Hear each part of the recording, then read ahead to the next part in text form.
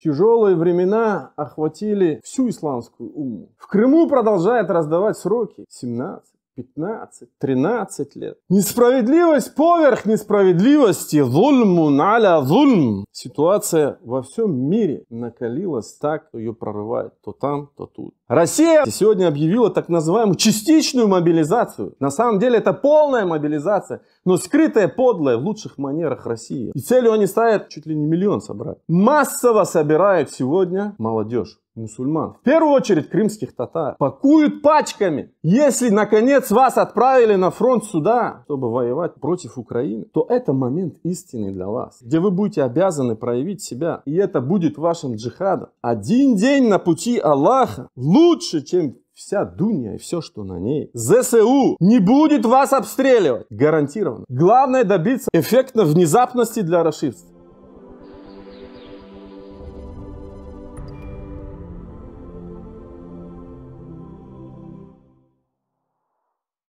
Дорогие братья, дорогие верующие, тяжелые времена охватили всю исламскую умму. Испытания продолжаются и продолжаются. Палестина, Шам, Ирак, Кавказ, а теперь вот Украина. И полномасштабное вторжение России в Украину, и дикая война тут. В Крыму продолжает раздавать сроки, дикие сроки, 17, 15, 13 лет. Я имею в виду последние события, Нариман, Джелял, Асан, Азиз, Ахтемовы и многие-многие другие братья до этого. Несправедливость поверх несправедливости. Зульмун аля зульм. Ситуация во всем мире накалилась так, что ее прорывает то там, то тут.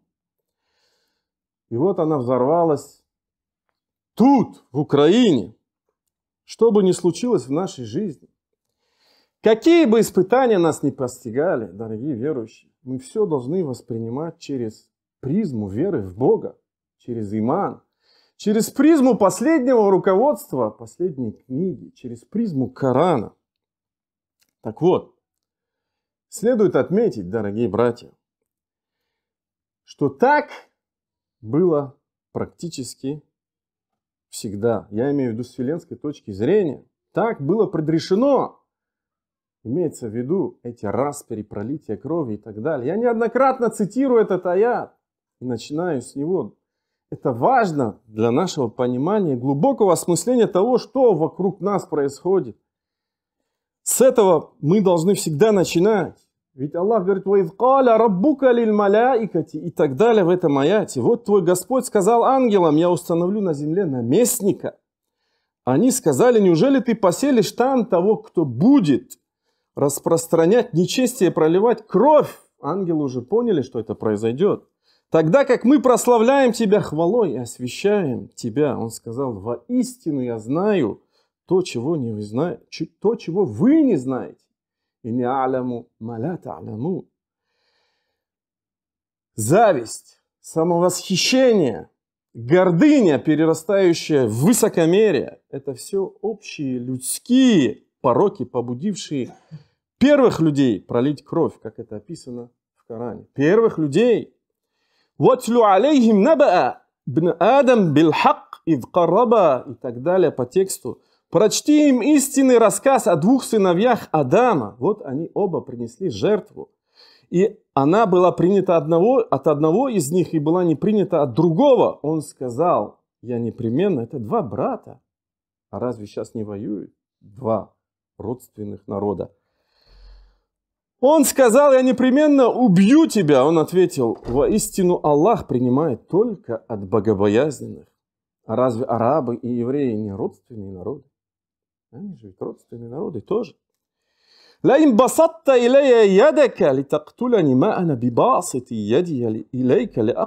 Если ты протянешь ко мне, это далее, я цитирую Коран, руку, чтобы убить меня, все равно не протяну руки, чтобы убить тебя. Воистину я боюсь Аллаха, Господа миров.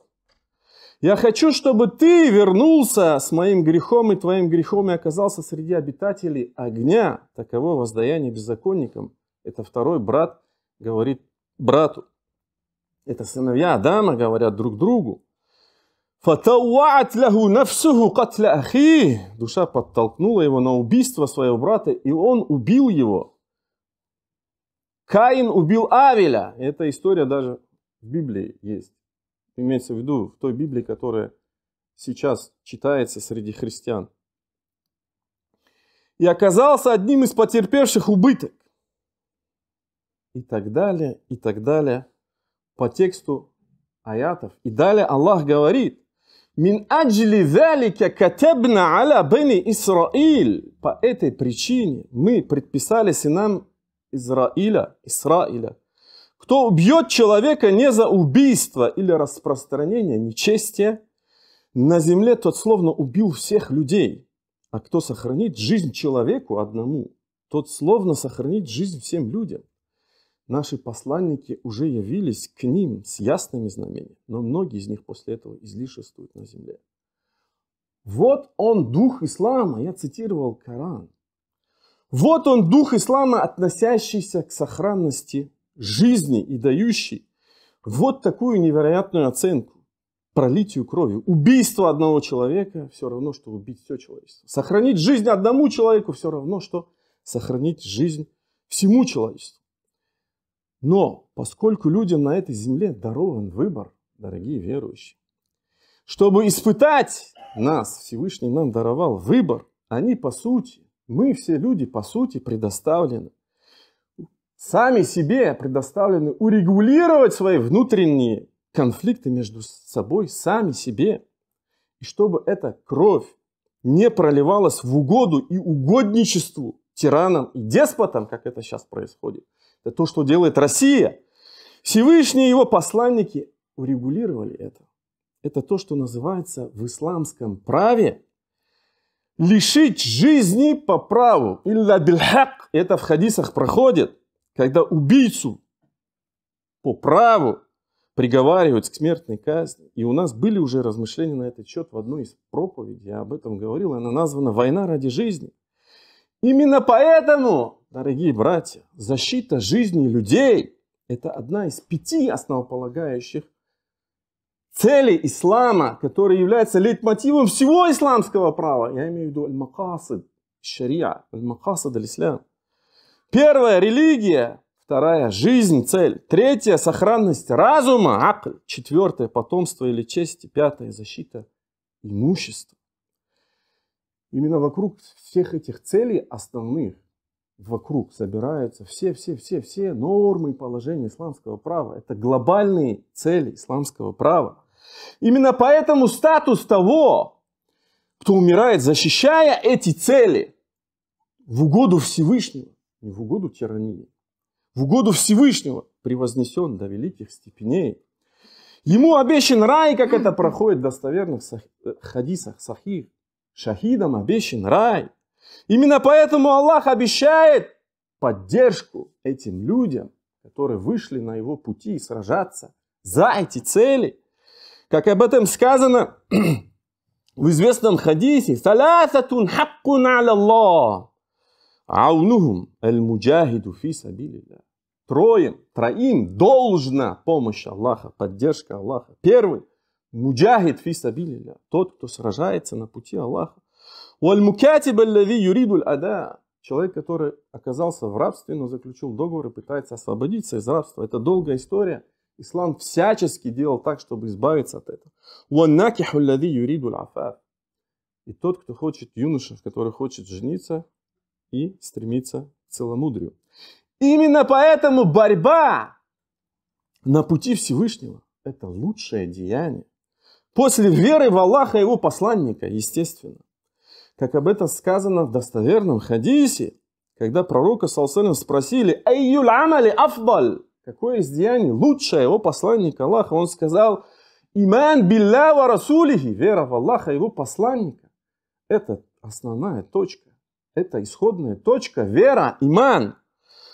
Киля сумма маза. Потом его спросили: а что потом? Каля аль-джихаду фи сабилилля. Он сказал: борьба на пути Аллаха, джихад на пути Аллаха. Киля сумма маза. Потом спросили: а потом что? Он сказал: аль-хаджуль мабрур, праведно совершенный хадж. Именно поэтому Застава на пути Всевышнего имеется в виду держать рибат. И выход один раз, хотя бы один раз на этом пути в своей жизни лучше всего, что есть всего на этой земле. Опять же, как об этом говорится в достоверном хадисе, что пророк ﷺ сказал: «Рибату яумин фи сабилилля хайрум мина дунья вама алейха». И слава Аллаху тем братьям, которые держали рибат в самые критические дни здесь, в Киеве, здесь, в этой мечети. Альхамдулилля. Рибат, застава, один день на пути Аллаха лучше, чем вся дунья и все, что на ней. وَمَوْضَعَ صَوْتِ أَحَدِكُمْ مِنَ الْجَنَّةِ خَيْرٌ مِنَ الدُّنْيَا وَمَا عَلَيْهَا وَالرَّوْحَةُ يَرُوحُهَا الْعَبْدُ فِي سَبِيلِ اللَّهِ أَوْ الْغُدْوَةُ خَيْرٌ مِنَ الدُّنْيَا وَمَا عَلَيْهَا. И выйти один раз выход раба Аллаха, человека на пути Аллаха, или возвращение лучше всего, что есть на земле. Лучше всей этой дуни. Именно поэтому, дорогие братья, дорогие верующие, борьба на пути Всевышнего лучше для человека, нежели поклонение. Имеется в виду пост и намаз. Опять же, как об этом сказал посланник Аллаха. Он сказал: «Масалюль муджахиди фи сабилилля ка масали саими л-каими л-канити би аятилля». Пример того, кто борется, вышел на путь Аллаха, муджахида на пути Аллаха, подобен примеру того, кто постится, кто выстаивает намазы, тот, кто покорно читает, вычитывает аяты Аллаха. «Ла яфтуру мин сиямин валя салати». И не ослабевает, его не постигает немощь и слабость из-за того, что он постится и совершает намазы. «Хатта ярджи'уль муджахиду фи сабилилля». То есть тот, кто это делает постоянно и постоянно. До тех пор, пока муджахид этот не вернется домой. Вы представляете эту степень? Именно поэтому борьба на пути Всевышнего, дорогие братья, это лучше 60 лет поклонения. Об этом сказано. Опять же, в хадисе, мин хадиси Аби Хурейра ради Аллах, энна раджулян мин асхабин наби, приводит Абу Хурейра, что некто из сподвижников пророка, марра биши'абин, прошел мимо ущелья. И это ущелье, эта долина ему понравилась. Фа'аджабаху. Факаля лау акамту ха хуна ва халаут. И он сказал: если бы я тут остался. То есть они были в походе, ему местность понравилась.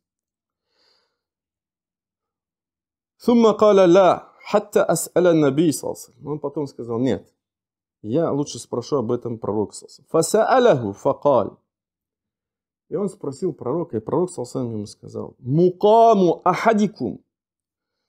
Положение, место, остановка каждого из вас, имеется в виду на пути Аллаха. Хайрун мин айбадати ахадикум фи ахлихи ситтина сана. Оно лучше, нежели поклонение кого-либо из вас среди своей семьи 60 лет. Ама тухиббуна яхфир Аллаху лакум ва тадхулуна аль-джанна.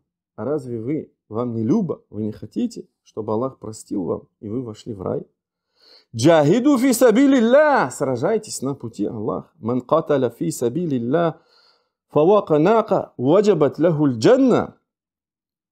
Тот, кто будет сражаться на пути Аллаха, хотя бы то время, которое достаточно, то время, которое проходит между доением верблюдицы, между двумя доениями верблюдицы, то есть незначительное время, хотя бы это время, тому должен рай.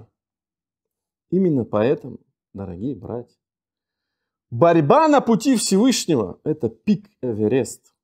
Зирвату санами ислам, как об этом сказал посланник Аллаха. «Аля ухбирука бирасил амри ва амудихи ва зирвату санамихи». Не сообщить мне тебе об основе вещей, стержне, ва зирвату санамихи, и вершине. «Культу баля, я Расуль Аллах». Да, конечно, о посланник Аллах. Он сказал: «Расуль амри ислам». Основа всего положения – это есть ислам. «Ва амудуху» – стержень, есть сала, намаз. «Ва зирвату санамихи». А самый пик, вершина – это есть джихад на пути Аллаха. Именно поэтому дорогие верующие, Всевышний дарует борцам на его пути эти великие степени, о которых пророк, мир ему, сказал. Бухари приводит от Абу Хурейры, от пророка, саллаллаху, инна фил джаннати, поистине в раю, миату дараджа, есть 100 степеней, ааддуху Аллаху лиль муджахидина фи сабиля, который Аллах уготовил муджахидам на его пути. Ма байна дараджатейни кама байна самай валь ард. Между двумя ступенями расстояние, словно расстояние между небесами и землей. Вы можете себе это представить? Фаида саальтум Аллаха фас'алуху аль-фирдаус. Если вы будете просить Аллаха о раю, о степени в раю, то просите фирдаус.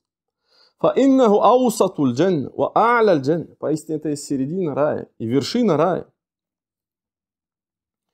И так далее по тексту хадиса. Именно поэтому, дорогие верующие, пророк, мир ему, чтобы объяснить ту сладость, которую ощутит борец на пути Всевышнего, он сказал: «Валлади нафсу Мухаммадин бияди». Клянусь тем, в чьей длани душа Мухаммада. «Лавадитту анни агзу фи сабилилля». Я желаю сражаться на пути Аллаха. «Фа-укталь». И чтобы меня убили, сразили. «Тумма агзу». А затем снова выйти в этот поход. «Фа-укталь». «Тумма агзу фа-укталь». И еще раз выйти на пути Аллаха и быть убитым.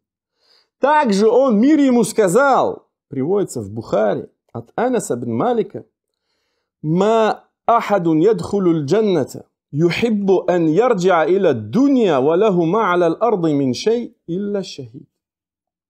Нет такого человека, который бы вошел в рай и хотел бы вернуться в эту дунью, в этот мир. «Ва лаху ма аля аль-арди мин шей». И у него есть на земле, у него на земле нет ничего, илля шахид. То есть вернуться на эту землю не захотел бы никто иной, кроме шахида. Того, кто умер на пути Аллаха, свидетелем за веру. Шахид, свидетель за веру. Не говорите мученик, говорите свидетель за веру. Ан ярджа иля дунья фа юкталя ашара маррат. Он захочет вернуться в эту дунью, умереть 10 раз. Лима яра мин аль-карама. Из-за того, что он будет видеть почет, который дарует ему Всевышний. Именно поэтому, дорогие братья, дабы увековечить при жизни статус этих людей, Всевышний говорит: «Валя тахсабанна лазина кутилу фи сабилиллахи амвата». Не считайте, ни в коем случае не считайте тех, кто умер на пути Аллаха, мертвыми. Баль ахьяун инда раббихим юрзакун. Нет, они живые, и Аллах наделяет их уделом. Фарихина бима атахум Аллаху мин фадлихи. Радуясь тому, что Аллах даровал им по своей милости, и ликуя от того, что их последователи, которые еще не присоединились к ним, не познают страха и не будут опечалены. И когда Ибн Мас'уда, рады Аллаху анху, спросили про этот аят, он сказал: «Амма инна кад саальна ан залик». А ведь мы тоже спросили об этом аяте, когда он был ниспослан. На что пророк саллаллаху сказал: «Арвахухум фи джауфи тайфин худри». Их души находятся в раю, имеется в виду, в зобе зеленых птиц.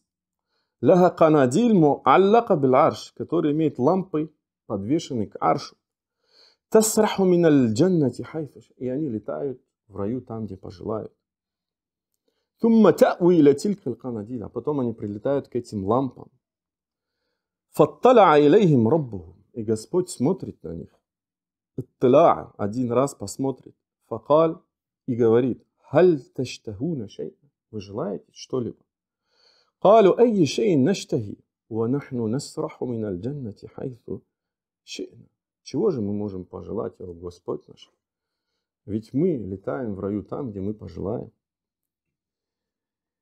Дорогие братья, поистине в день Джума есть такой момент, когда Всевышний принимает наши мольбы. И я надеюсь, что Всевышний, что мы будем молиться, и мы застанем этот момент, и Аллах ответит на наши мольбы. Поистине вся хвала принадлежит лишь Аллаху. Его лишь мы восславляем, восхваляем, лишь Его молим о помощи и прощении, на Него уповаем. Того, кого Аллах наставит на истинный путь, уже никто не собьет с этого пути. А кого Аллах ведет в заблуждение, уже никто не наставит на истинный путь. Я свидетельствую, что нет Бога, достойного поклонения, кроме одного единственного Бога Аллаха. Я свидетельствую, что Мухаммад Его раб и посланник.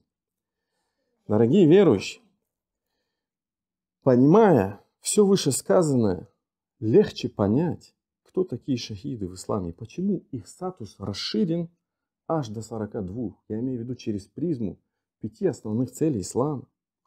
И поэтому пророк ﷺ сказал: «Шахадату саб'ун сигу аль-катль фи сабилилля».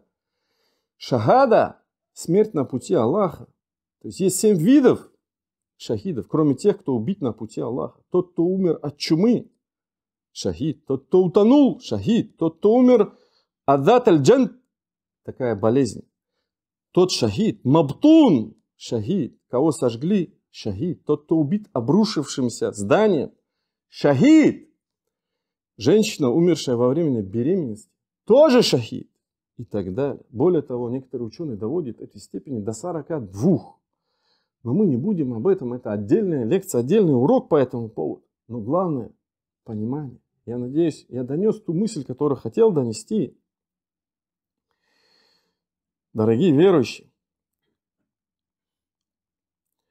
иногда братья спрашивают и говорят: Айдар Ходжа, эта хутба ведь уже была. Это я уже слышал. Так бывает иногда. Оно так и есть, верно. Очень часто приходится повторяться. Приходится повторять одни и те же аяты, одни и те же хадисы. Но с каждым разом, когда цитируешь эти аяты и хадисы, но в другое время, иное время, при других обстоятельствах, они воспринимаются, осознаются, ощущаются совершенно по-другому. И это вполне естественно, ведь Коран – это книга, последнее руководство, ниспосланное вплоть до судного дня. И это вполне естественно, ведь Всевышний Аллах говорит о своей книге так. Аллаху наззаля ахсан аль-хадиси китабан, муташабихан маthani. Аллах ниспослал наилучшее повествование, Писание, аяты которого сходны и повторяются. У тех, кто страшится своего Господа, от него по коже проходит дрожь, а потом их кожа и сердца смягчаются при поминании Аллаха. Это верное руководство Аллаха, посредством которого Он ведет прямым путем того, кого пожелает, а кого Аллах ведет в заблуждение, тому не будет наставника.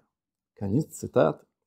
И действительно, все эти мысли, которые я озвучил, эти размышления, эти аяты, эти хадисы, один за одним, они уже были, они прозвучали здесь, в Киеве, пусть в другой мечети, но здесь, в Киеве, с минбара, я даже назову число, 21 января, ровно за месяц и 3 дня до начала этой дикой войны, полномасштабного вторжения. В завершение этой хутбы тогда я сказал, что цель данной хутбы не призвать или побуждать вас к сражению, дорогие братья, на пути Всевышнего. Сейчас же я говорю иное, дорогие братья. Сегодня я говорю совершенно по-другому. Почему? Потому что война пришла. Война пришла на наши земли, хотя мы не желали ее. Она пришла. Я говорю, что наступило это время. Наступило время этой борьбы, и каждый должен найти себя в этой борьбе. Я не говорю, что сломя голову надо лететь на эту. Сегодня она подлая война, мы все понимаем. 85% этой войны артобстрелы. Просто каждый должен найти себя в этой войне. Он должен внести свою лепту в эту войну, но об этом позже. Кто-то умом, кто-то деньгами, кто-то просто дуа, если он вообще больной, немощный и так далее. Это реальность и факт, от которого никуда не деться. Россия, вы все прекрасно знаете, сегодня объявила так называемую частичную мобилизацию. Хотя на самом деле цель там 300 тысяч они озвучат. На самом деле это полная мобилизация, но скрытая, подлая в лучших манерах России, рашистов. И целью они ставят, как пишут об этом, чуть ли не 1 миллион собрать. Сегодня если вы даже не хотите думать о войне, вы вынуждены думать о ней. Если вы хотите убежать от войны, она все равно вас догонит. Вы никуда не убежите от нее. Это то, что сегодня происходит в Крыму, дорогие братья. Массово собирают сегодня молодежь, мусульман, в первую очередь крымских татар, пакуют пачками и отправляют на так называемую учебку, а потом с намерением отправить их сюда на фронт. Так вот, потому что к нам идут неоднократно и в личку, пишут, звонят и говорят, что делать. Обращаясь, быть может, мы будем услышать, если, дорогие братья, дорогие мусульмане, в первую очередь в Крыму, а потом во всей России, опять же, если вам не удалось выехать, что надо было уже сделать давным-давно, если вам не удалось примкнуть к лавам ЗСУ, поступить в ряд, что надо было сделать, если вы этого можете, если вы пригодны, если вы себя там видите и так далее, если много, это индивидуальное решение, не об этом сейчас. Вам не удалось скрыться. Я в первую очередь говорю сейчас про крымских татар, которые в Крыму, например, потеряв телефон, я не знаю, спрятавшись где-то там, в подвале, в соседнем доме, в районе, неважно, ищите пути и выходы сами. Что нужно сделать сейчас? И вас отправили на учебку. Имеется в виду, принудили и отправили туда. То в любом случае, дорогие братья, в любом случае, в любом зле есть благо. И самое удивительное, что Аллах Субхану ва Тааля в контексте именно войны об этом так говорит. Кутиба алейкумул киталю ва хуа курхун лакум. Вам предписано сражаться, хотя вам это неприятно. Быть может, вам неприятно то, что является благом для вас. И, быть может, вы любите то, что является злом для вас. Аллах знает, а вы не знаете. Аллах знает, а вы не знаете. Если уж так случилось, не унывайте. Соберитесь с верой в Аллах. Отправили вас на учебку, заставили. Хорошо. Учитесь как можно дольше, как можно лучше. Учитесь, если вас учат. Если, наконец, вас отправили на фронт сюда, чтобы воевать против ЗСУ, против Украины, и вы в рядах армии РФ, то это момент истины для вас. Это момент истины, где вы будете обязаны проявить себя. Ну, естественно, не стреляя сюда, а взбунтовавшись, и это будет вашим джихадом. Если вы взбунтуетесь на передовой, будучи на российской стороне, ЗСУ не будет вас обстреливать. Гарантированно. И об этом уже объявляют, об этом говорят. Это не то, что я придумал. Главное добиться в этом бунте эффекта внезапности для рашистов. Эффекта массовости, видимости для ЗСУ, для украинской стороны. И тогда гарантированно никто не будет стрелять. В вас никто не будет стрелять. Это необходимо, дабы не была допущена роковая ошибка. Что можно еще сделать? Заранее сообщите по безопасным менеджерам своим родственникам, которые здесь на материковой части находятся. Если нет родственников, близким, знакомым, которые вас хорошо знают, полную информацию, фамилия, имя, отчество, адрес, год рождения, девичья фамилия и так далее. Если нет таковых, то авторитетным лицам, которых вы знаете, общественным, политическим, религиозным, неважно, это все необходимо, чтобы можно было без ошибок, когда настанет момент истины, если это настанет, если кто-то взбунтуется, и ему удастся сохранить свою жизнь, сдаться сюда, подняв руки, чтобы можно было их идентифицировать, верно идентифицировать. Это, кстати говоря, в исламском праве оно практиковалось и было при жизни пророка. Это то, что называлось аман. Это когда пророк саллаллаху по просьбе Умхани сказал аджар наман аджарти. Умхани — это некая женщина, которая дала безопасность двум своим родственникам, когда было открытие Мекки, хотя Али, ради Аллах, хотел их убить. Ну, это так.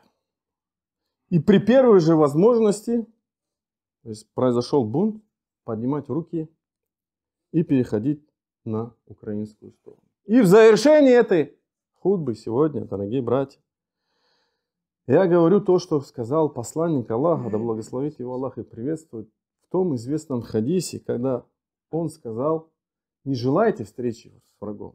И Аллах свидетель, мы не желали встречи с ним. Он сам пришел в наши земли.